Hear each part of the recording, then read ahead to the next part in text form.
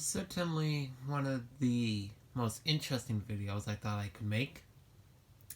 Not really any sort of video on this, mostly because I think people push it off to the side, which honestly makes sense. But I decided that I was going to make a video, a very in-depth as I can video, on the strategy of the small little nation of France.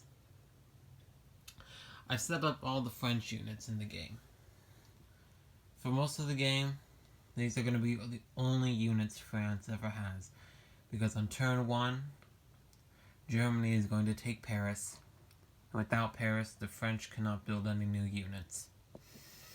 So any sort of strategy must utilize only these units on the board, which is partially why there's so little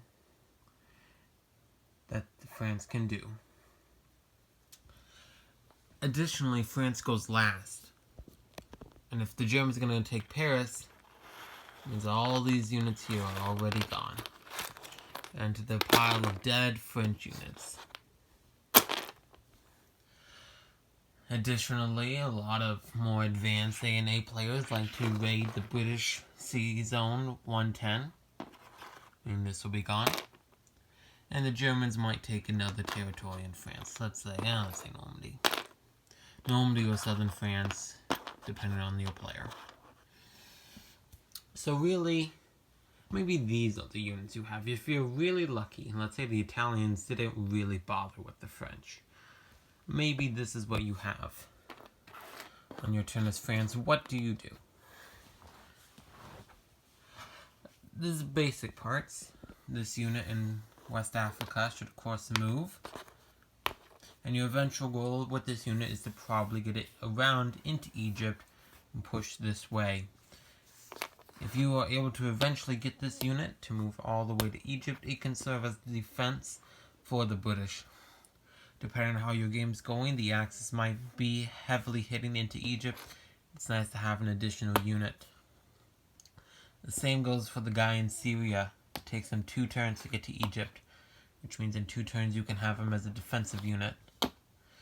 The main issue with the unit in West Africa is that the Italians are going to be coming out this way. In the early rounds, they might take a few territories. And if the British are unable to push them back, instead of using this guy as a defense in Egypt, you can use him in a semi-means as a defense for the pushing Italians. These units up here, you might want to conglomerate them into a singular territory against the Italians pushing forward.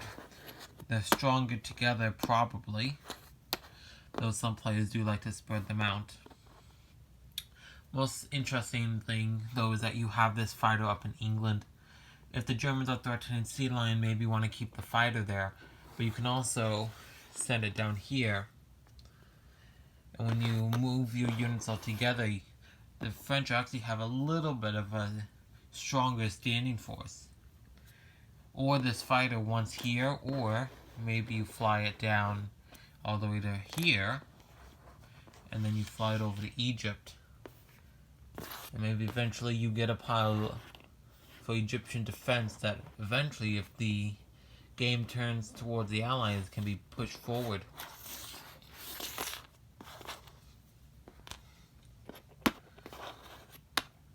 One of the most interesting things, though, about the French, well, I'll get to another interesting thing, but first I want to talk about southern France or Normandy. Depending on who you play with, either of those territories might be actually still French by the French turn. Usually the Germans would take France in either one of the 2 territories, and maybe the Italians take the other, leaving the French with none, but I have seen the French be able to have a territory. Maybe with this you can attack southern France or Holland, Belgium. It's definitely not to try to win the game as France, but more of the line to try and damage some units on the Axis. But usually these units will already be gone, these French units. I talked about the land already, so let's talk about the other thing the French have, which are ships. Now, you lost one of your ships in 110, assumingly. You still have these two ships here, and this ship here near Madagascar. This ship is pretty easy. You can sail it up here, and if the British have some sort of fleet here, it can act as a part of defense. But also, interestingly enough, is the Convoy of Italy. Say the British do a Taranto, and then a little bit later mop up the rest of the Italian Navy. These guys can all join in on convoying, and this is even a convoy here in southern France, and they can start hitting money from the Axis power. Another thing that these can be done is help with the mopping up of the Italian Navy. Say there's still some Italian boats left, let's say these 95 here. They can then go in here and hit these units, try to do a little bit more damage. Now, sometimes the Italians might, since they have a transport here, sail down here into Algeria, take out Algeria, and then move units forward from Libya and take Tunisia, and then they'll start to push towards Morocco. In which case, North Africa is probably not going to do well for the French. The fighters should go down to West Africa to get to Egypt. But these boats can still be used as a purpose to hit these Navy units if they are still on the board. Another thing that these units still can be used for here is as blockers. They can block an entrance to Gibraltar from the Italians entering there. But they can as well, as I've seen in a game, let's say that Germany is preparing for a sea lion. They have some amount of navy.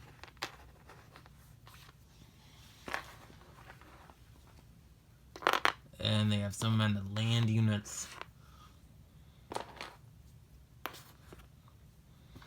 And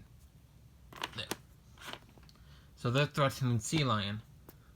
But I've seen a game where this was actually a ploy. And instead of doing sea lion, the German Navy sailed down and took Gibraltar. These French boats, even if the Germans controlled southern France, or the Axis controlled southern France, could have actually... Never mind, I see that they could have only moved two.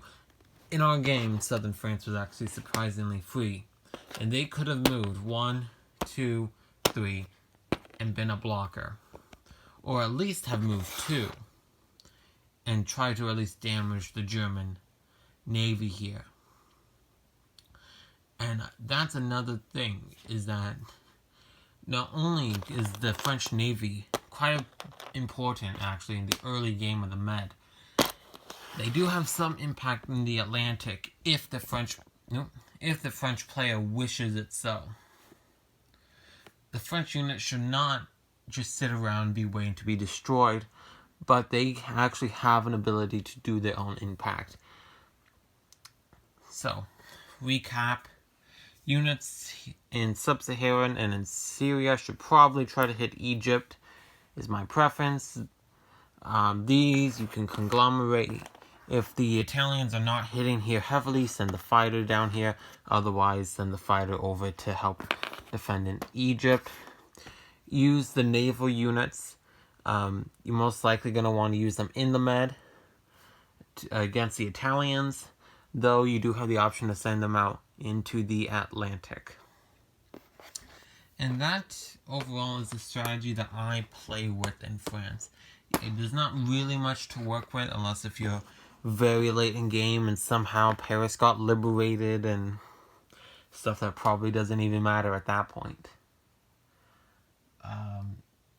But I decided that I want to make this strategy video. Let me know in the comments if there's anything that somehow I missed about France. Be interesting to hear what other people think. Now, of course, there's always variance. Some people play where random French territories become Vichy and their Axis territories, and some people play where the French might even get a new capital down here, and I'm sure that impacts some stuff. Well, actually, the capital down here probably more than the Vichy France stuff. But overall, I think France is a very different nation than any other because they never really get anything new. They have to just work with what they got and somehow try to make the best of it. So I think I'll see you guys next video. Bye-bye.